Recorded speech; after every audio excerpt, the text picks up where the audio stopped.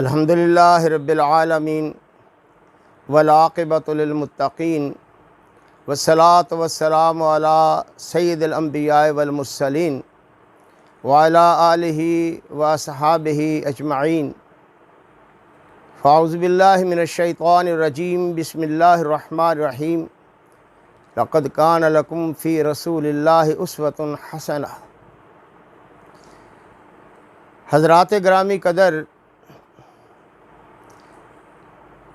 ज़ाहिर है ये दौर बड़ा ही पुरफितन है। मुख्तलिफ़ और रंगारंग के फितने सर उठा रहे हैं और नबी अकरम सल्लल्लाहु अलैहि वसल्लम के इरशाद ग्रामी के मुताबिक बारिश के कतरात की तरह फितने गिर रहे हैं, उमड़ कर आ रहे हैं। एक तूफ़ान है फितनों का। अल्लाह ताला की रहमत से ही हम इन फितनों से बच सकते हैं। और दूसरा तरीक़ा ये है कि अल्लाह की तौफ़ीक़ से हम अपने आप को दीन से वाबस्ता कर लें, कुरान और सुन्नत से वाबस्ता कर लें। यही एक तरीक़ा है इन फितनों से बचने, महफूज रहने का, अपने दीन को, अपने अखलाक को, अपने वजूद और तशख़्ख़ुस को बचाने और उसे महफूज करने का। जिस तरह असलाफ़ हमेशा से ही फितनों से बचने के लिए अपने आप को कुरान और हदीस से वाबस्ता उन्होंने किया रखा, इसी तरह कुरून उला की तरह आज भी फितनों से बचने का यही तरीक़ा है, ख़्वाह वो फितने किसी किस्म के भी हों। लेकिन फ़ितनों की नौइयत भी मुख्तलिफ़ है, उनकी हैसियत और कैफ़ियत भी मुख्तलिफ़ है और उनके दर्जात भी हैं, नुकसानात के एतबार से भी उनके मरातब हैं। लेकिन मैं समझता हूँ सबसे बुनियादी फ़ितना जो है वो कुरान और सुन्नत से इन्हिराफ और इल्हाद का फ़ितना है। शुरू से लेकर आज तक उम्मत में इस फ़ितने ने मुख्तलिफ़ किस्म के रूप धारे हैं। कहीं किसी नाम पर, कभी किसी इलाके में किसी नाम पर। उन लोगों के फितना परवरों के चेहरे बदलते रहे हैं, तरीक़े वारदात बदलते रहे हैं, लेकिन मिशन और मकसद एक ही रहा है कि इंसानियत को सिरात मुस्तकीम से हटाकर ज़लालत व गुमराही के रास्ते पे डालकर इनकी दुनिया के साथ दीन को बर्बाद कर दिया जाए।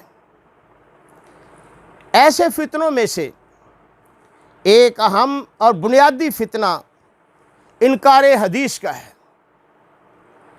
और ये अपने एतबार से बड़ी पुरानी तारीख़ रखता है।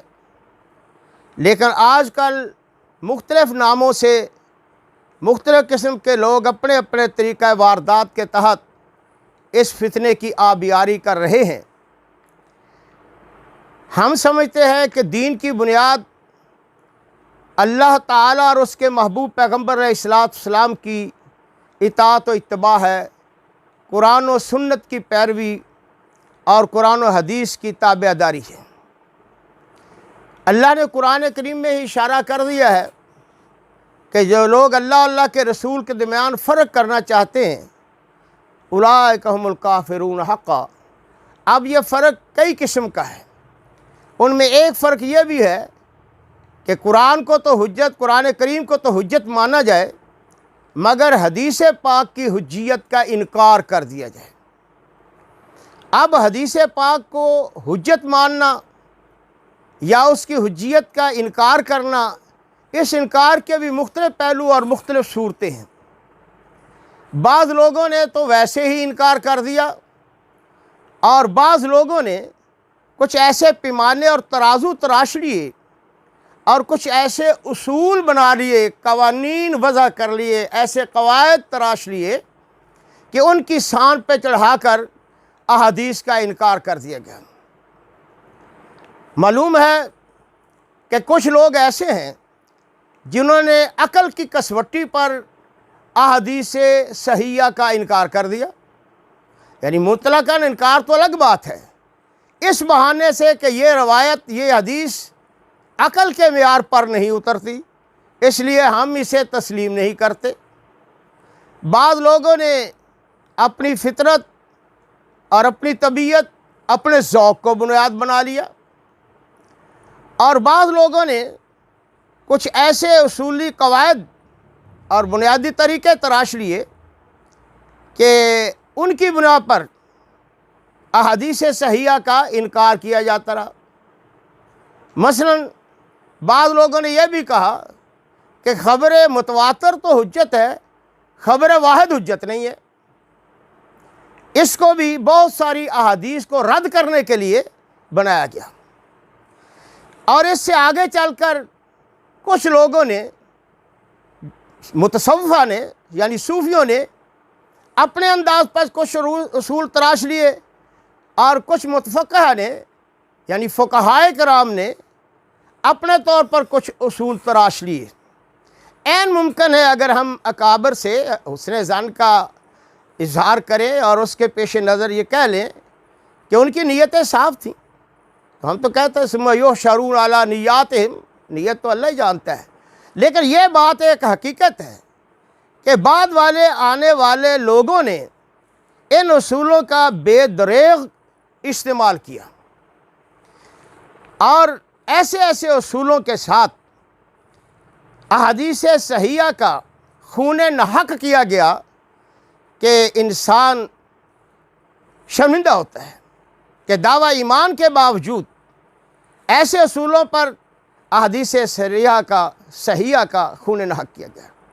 और लुत्फ़ ये है कि फिर ऐसे ही इन्हीं असूलों को जब अपने मफादात, अपनी फ़िक्री तरजीहात के ख़िलाफ़ देखा और देखा कि यह हमारे ख़िलाफ़ उसूल खड़ा है, तो वे इन्हीं उसूलों को ऐसे मुसला करके ज़िंदा दरगोर किया गया कि फिर भी इंसानियत शर्मिंदा होती है कि क्या हो रहा है। ऐसे हालात में जिन जिन फ़ुक़हा ने ऐसे ऐसे उसूल तराशे, उसकी तफसील उसूल की किताबें मौजूद है। ऐसा भी है कि फ़ुक़हाए मालिकिया ने अमले अहले मदीना का बहाना तराश कर अहादीस का इनकार कर दिया। मगर इस सिलसिला में जो कोशिशें उलमा और फ़ुक़हाए अहनाफ ने की हैं वो सबसे निराली और तशवीशनाक है।